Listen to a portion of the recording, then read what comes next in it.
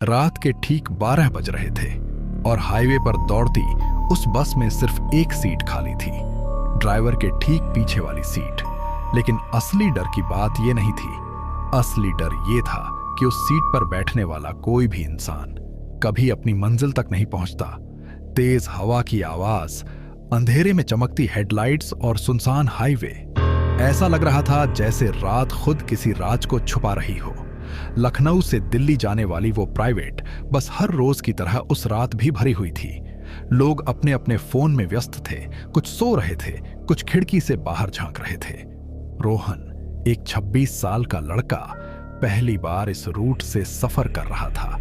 उसे एक जरूरी इंटरव्यू के लिए दिल्ली पहुंचना था। वह जल्दी जल्दी बस में चढ़ा क्योंकि बस लगभग निकलने ही वाली थी। कंडक्टर ने उसे ऊपर से नीचे तक देखा और बोला, एक ही सीट बची है, आगे वाली, ड्राइवर के पीछे।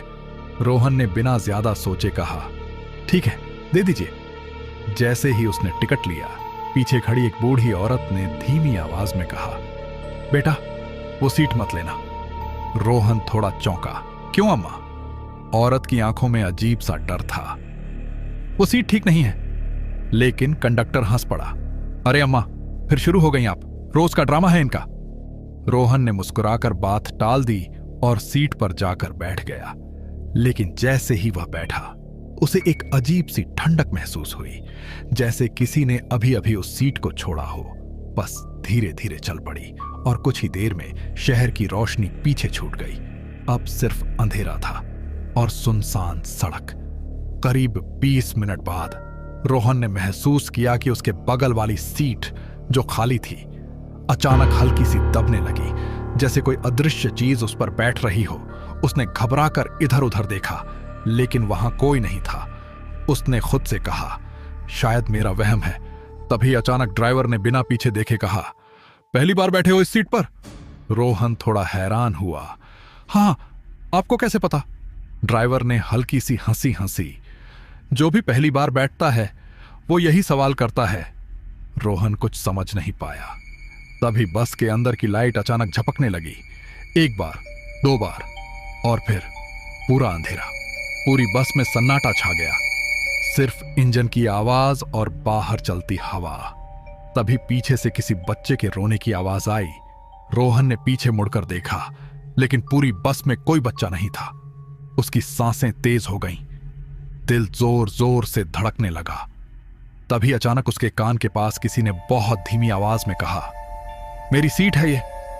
रोहन झटके से खड़ा हो गया, लेकिन उसके आसपास कोई नहीं था। अब उसे समझ आ रहा था कि वो बूढ़ी औरत क्यों मना कर रही थी, लेकिन असली डर अभी शुरू हुआ था। बस अचानक बिना वजह रुक गई। ड्राइवर ने गाड़ी बंद कर दी। कंडक्टर धीरे धीरे आगे आया और बोला, सर, वो फिर से आ गई है। रोहन ने घबराकर पूछा, कौन?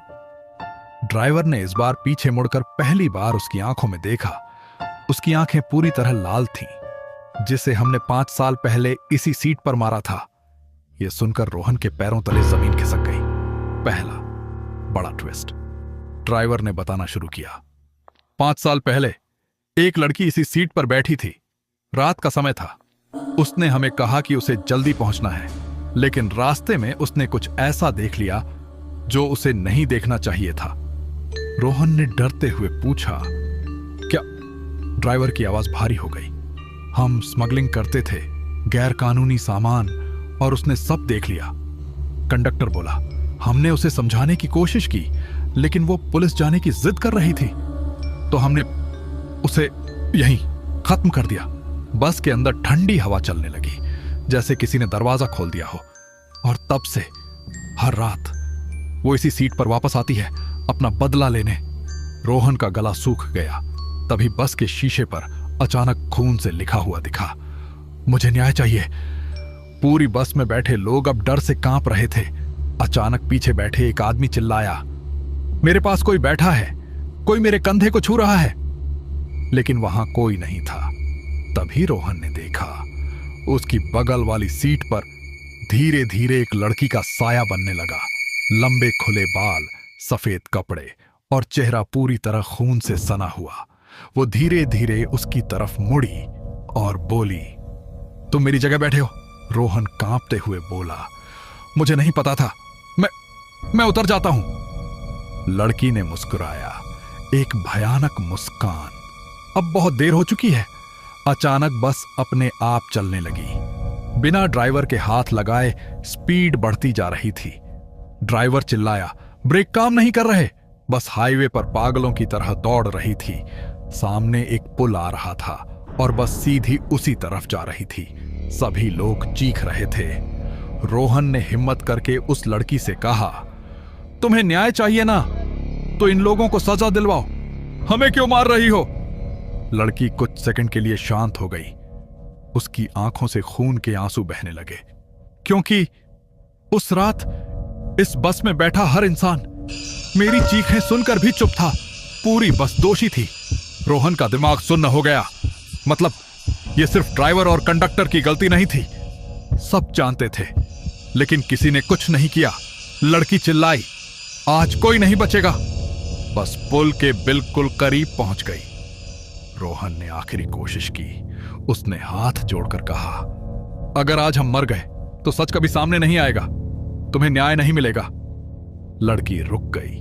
बस अचानक वहीं रुक गई। पुल से बस कुछ ही इंच दूर पूरी बस में सन्नाटा। लड़की धीरे धीरे रोहन के पास आई। क्या तुम मेरा सच दुनिया तक पहुंचाओगे? रोहन ने कांपते हुए कहा, हां, मैं वादा करता हूं।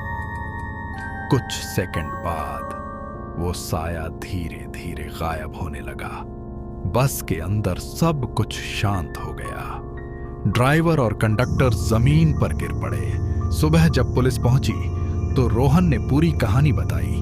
ड्राइवर और कंडक्टर को गिरफ्तार कर लिया गया और उस लड़की को आखिरकार न्याय मिला। लेकिन कहानी यहीं खत्म नहीं होती।